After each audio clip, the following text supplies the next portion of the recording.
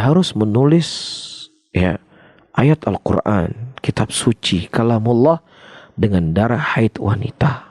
Bismillahirrahmanirrahim. Ada sebuah kisah cerita, mungkin cerita ini sempat saya cerita di beberapa tempat kajian, dan saya mendengar sebuah kaset, yaitu ketika guru kami Syekh Muhammad Al-Imam Hafizahullah Ta'ala didatangi oleh tukang sihir, dan kemudian beliau, bukan syaitan, tukang sihir yang ingin bertaubat. Kemudian beliau bertanya kepada tukang sihir tersebut dengan beberapa pertanyaan. Di antara hal yang disebutkan, dia ini profesinya sebagai imam masjid, sebagai khatib masjid. Ya, itu profesinya. Ketika ditanya, kenapa dia menjadikan dirinya sebagai profesi khatib masjid dan imam masjid? Dia jadikan profesi itu agar lebih mudah menipu manusia.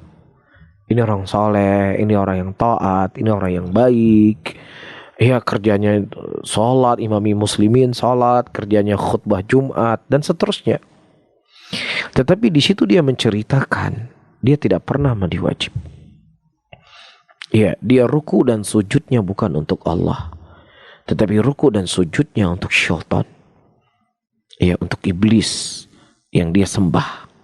Kemudian, di antara soal yang diajukan oleh Syekh Hafizahullah, bagaimana tak langkah jalan sehingga dia bisa menjadi seorang tukang sihir. Dia menceritakan dari fase-fase yang harus dia lewati untuk menjadi seorang tukang sihir. Dan fase terakhir, finishnya, sambil dia cerita menangis, dia harus menulis ya ayat Al-Quran, kitab suci, kalamullah dengan darah haid wanita. Dengan itu ditulis untuk menghina Al-Quran, untuk melecehkan kalamnya Allah, melecehkan kitab suci. Ya, sehingga semakin dia itu kufur, maka semakin syaitan semakin akan kencang, kuat untuk berkhidmat kepadanya. Dan ini dipraktekkan. Beberapa informasi yang kita dapatkan, orang-orang yang berkutat dengan hal yang seperti ini, terkadang didapatkan mushaf di tempat dia berdiri untuk dia beol, tempat dia buang hajat. Ya, ada ruang-ruang khusus yang orang lain nggak boleh masuk.